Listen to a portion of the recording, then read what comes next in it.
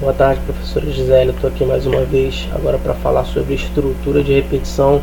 Basicamente vou falar sobre essas três estruturas que a senhora está conseguindo ver aí ao lado esquerdo, em verde. Bem, é isso. Eu vou explicar cada uma, como ela funciona e a diferença entre elas. Bem, o for ele tem a seguinte configuração. Passamos com o primeiro parâmetro aqui, o nosso contador, né? Como a gente vai percorrer isso. E aqui é a inicialização desse contador.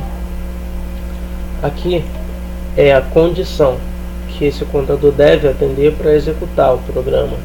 E aqui é o nosso incremento. O while.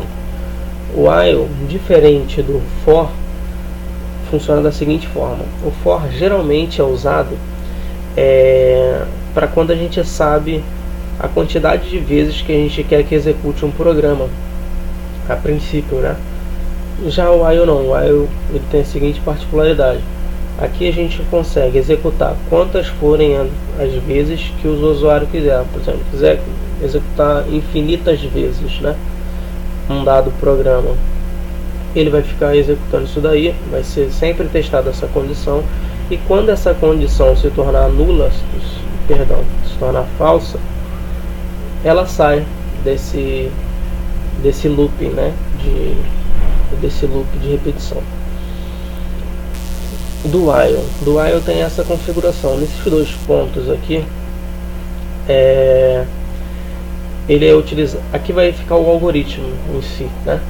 Aqui vai ficar o algoritmo. Bem, e aqui a condição. Ok. Qual a diferença entre o while e o do while agora, né? O while ele tem o teste condicional na frente primeiro, antes de executar qualquer parte do algoritmo. E o do while não. O do while ele executa pelo menos uma vez certo tipo de coisa. Vamos lá.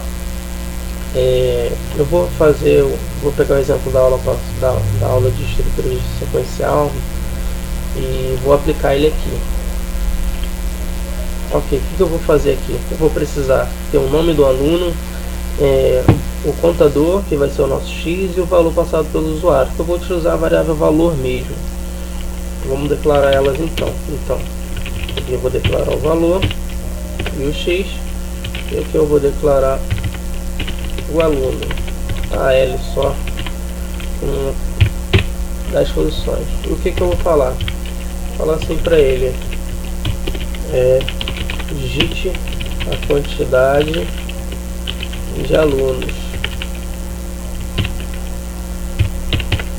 E eu vou pegar essa informação dele, como ela é no tipo inteiro, então vai ser um decimal aqui. Valor. Estou recuperando do usuário a quantidade de vezes que ele quer que execute o programa aqui, né? E o que eu vou fazer em seguida? Eu vou fazer a seguinte coisa.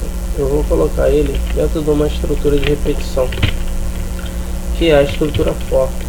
Como a gente sabe a quantidade de vezes que esse programa vai executar, por quê? Porque o usuário passou essa quantidade aqui em cima. Eu vou fazer o seguinte: eu vou incrementar uma variável aqui, criei essa variável x aqui em cima e passei ela como parâmetro para o nosso for, para que ele seja executado, e vou adicionar de 1 a 1. Para diferenciar um aluno do outro, eu vou fazer o seguinte: a gente criou uma variável lá chamada aluno. Então eu vou pegar essa variável aí e vou fazer o teste. E vou escrever o nome dela, né? Eu vou apresentar o nome dela. Scanf tal. Vai ser do tipo string. Ele vai receber a L. Digite o nome do aluno. Tá. Tudo bem. Bem, basicamente é isso. A gente sabe a quantidade de vezes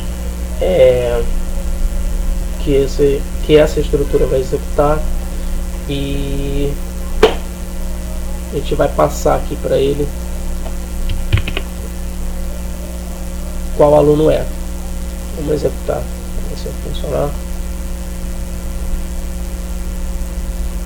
Sim. Comercial. Tá, certo. Opa.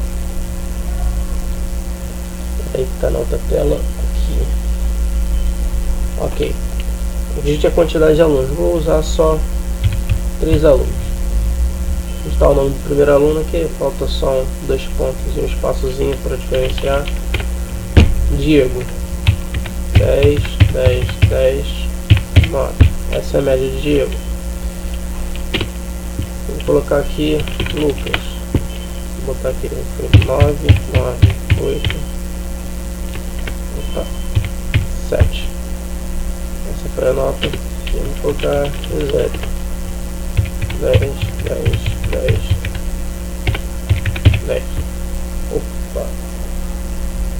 Tá. Faltou a gente colocar ali o System Pause, né? Para ele ficar. Mas basicamente é isso. Essa é a estrutura que o for funciona. Vou fazer com o while agora. Vou copiar aqui.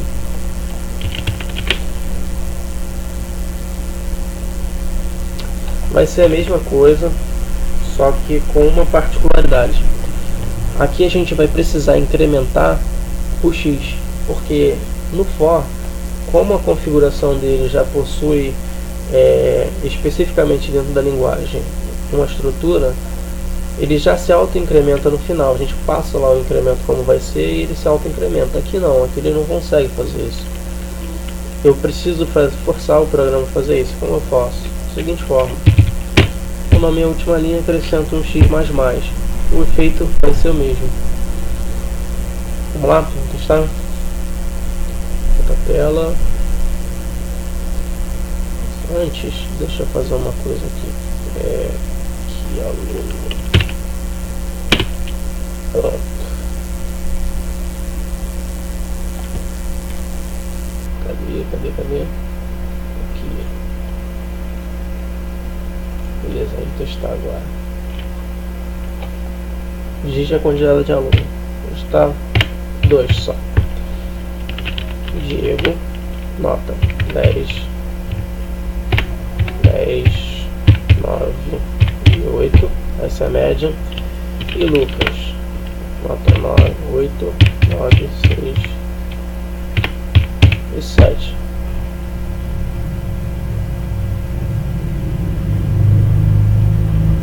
Só um instantinho.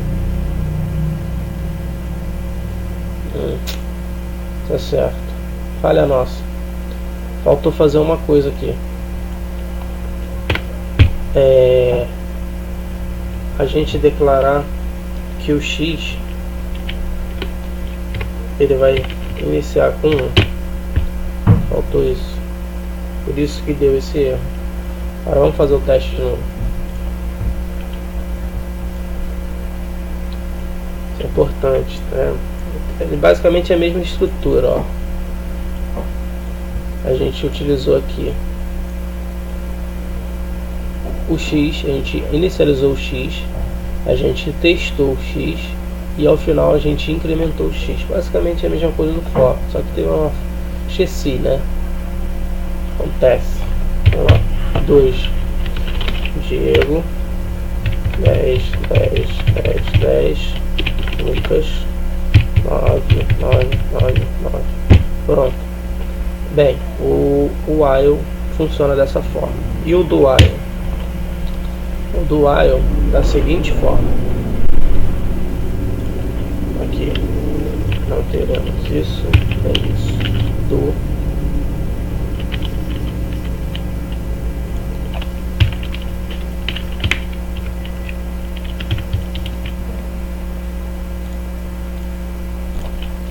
seguinte aqui. Opa. Do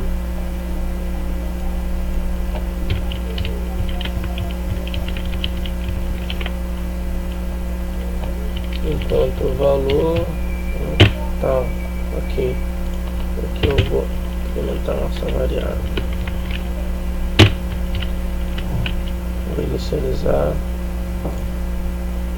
Aqui eu vou começar com 1, ele vai executar e ao final eu incremento a variável colon for. Ok, vamos lá testar.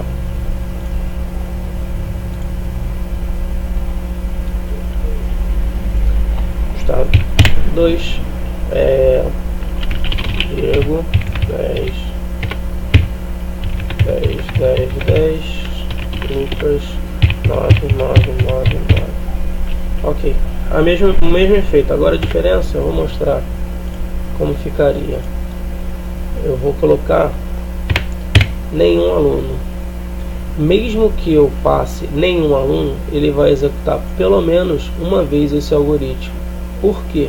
Por mais que a gente coloque que a gente não vai executar nenhum aluno, a particularidade dele é que ele execute pelo menos uma vez, porque o teste ele está ao final. E a gente vai colocar aqui, vamos colocar Diego, sei lá, 10, 6, ele executa. Se fosse o while, não funcionaria dessa forma. Por exemplo, vamos lá, só para a título de exemplo, fazer esse teste. Pronto, while. Se a gente aqui já colocasse 0, ele não executaria. Bem, é isso. Essa é a minha atividade supervisionada. Espero que tenha gostado. Até breve.